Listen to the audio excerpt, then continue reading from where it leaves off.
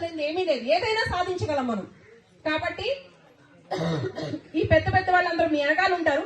మీలాంటి యంగ్స్టర్స్ అందరూ బయటకు రావాలి, వచ్చి మీ వంతుగా మీరు దీనికోసం శ్రమించాలి. అలాగే అమ్మఒడి పథకం కింద ఇప్పుడు ఒక మనిషికి 15,000 చొప్పున ఇస్తున్నారు ఇప్పుడున్న ప్రభుత్వం, అవునా? 12,000 ఇస్తున్నారు. 12,000 ఒక మనిషికే ఇస్తే ఒక కుటుంబాలు ఇద్దరు ముగ్గురు ఉంటే ఒకరు చదువుకుంటే చాలా, ఇంకా ఇద్దరు చదువుకోవద్దా, ఇంకొకరు చదువుకోవద్దా, ఒకరు చదువుకుంటే చాలా? కాదు కదా. ఎంతమంది పిల్లలు ఉంటే అంతమంది చదువుకోవాలి. ఇస్తే అందరికీ ఇవ్వు. అలా సమతల ప్రేమ చూపించొద్దు. అందరూ చదువుకోవాలి, లేదంటే ఎవరికి ఇవ్వద్దు. ఒకరికి ఇచ్చి ఒకరికి ఇవ్వకుండా ఇట్లా కాదు కదా. అది ఆలోచించే చంద్రబాబు నాయుడు గారు ఈసారి 2024 మేనిఫెస్టోలో ఫ్యామిలీ, మీ కుటుంబంలో ఎంతమంది పిల్లలు ఉంటే, ఒకళ్ళు ఉండనివ్వండి, ఇద్దరు ఉండనివ్వండి, ముగ్గురు ఉండనివ్వండి, ప్రతి మనిషి ప్రతి బిడ్డకి కూడా 15,000 చొప్పున సంవత్సరానికి అమ్మఒడి ఆ పథకం కింద, అమ్మఒడి పథకం ఏదైతే ఇప్పుడు జరుగుతుందో దాన్ని తల్లికి వందనం పథకం కింద ప్రతి బిడ్డకి కూడా నెలకి సంవత్సరానికి 15,000 ఇవ్వడం జరుగుతా ఉంది.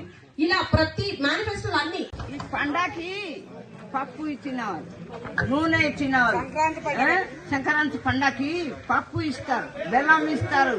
వీడికి ఏటి ఇంటికి ఉన్నారు తినేస్తారు అనేసి అరిసెలు చేసి తినని అని బెల్లము, నూనె, పప్పు, బియ్యము అన్ని ఇస్తారమ్మా. లేదు, ఏమీ లేదు. చూడు ఎక్కడ వెళ్ళినా 50 కూరకాయకి, నూనెకి 80, 90, 200. ఎక్కడ మాకు ఆడిచ్చిన 3,000కి ఒక్కో ఓరం అవదమ్మా. నీకు ఇచ్చే 3,000కి నీకు నీ దగ్గర 200 ఆయిల్కి తీసుకుంటున్నాడు, పప్పుకి 200 తీసుకుంటున్నాడు. మళ్ళీ మీ దగ్గరికి వచ్చే వాళ్ళకి డబ్బులు ఇవ్వాల్సి వస్తుంది. మరి ఏంటంటే చదువు చేసిన వాళ్ళు, బీకేం చేసిన వాళ్ళు 30 మంది ఉన్నారు రోడ్ల మీద. ఉద్యోగం లేదు. ఉద్యోగం ఇచ్చిన వాళ్ళకి సగం తీసేసి మళ్ళీ 5 వాళ్ళకి ఇస్తే, ఉద్యోగం ఇచ్చిన వాళ్ళకి కూడా తీసేశారు. మరి ఈ ఆంధ్ర రాష్ట్ర ప్రజలంతా కూడా మరి పక్క వైఎస్ఆర్ లో ఉన్న వాళ్ళు కూడా ఈ రోజు వారు చేసిన మరి అపకారానికి ఈ రోజు మరి మేము వేయడం ఇట్లా ఓటేసాం కానీ మరి వారు నానా వైఎస్ రాజశేఖర్ ఉన్నప్పుడు ఎంత పరిపాలన చేస్తాడో అలాగే ఈయన కూడా ఒకసారి అవకాశం ఇద్దామని రాష్ట్ర ప్రజలు ఇస్తే వాడికి ఇదే అవకాశం ఇస్తే బాగుంటుందని ఈ రోజు రాష్ట్ర ప్రజలు ఇచ్చిన అవకాశానికి ఈ రోజు జగన్మోహన్ రెడ్డి చేసిన మరి ఇబ్బందులు ఈ రాష్ట్ర ప్రజలకు అందరూ కూడా తెలిసింది.